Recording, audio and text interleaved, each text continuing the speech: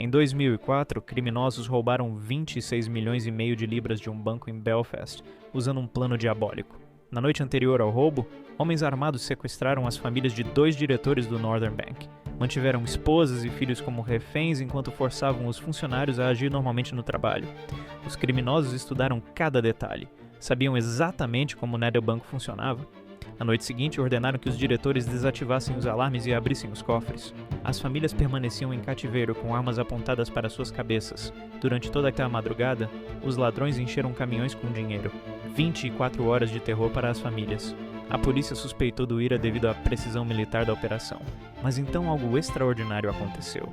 Semanas depois do roubo, o Reino Unido lançou novas cédulas com um design completamente diferente.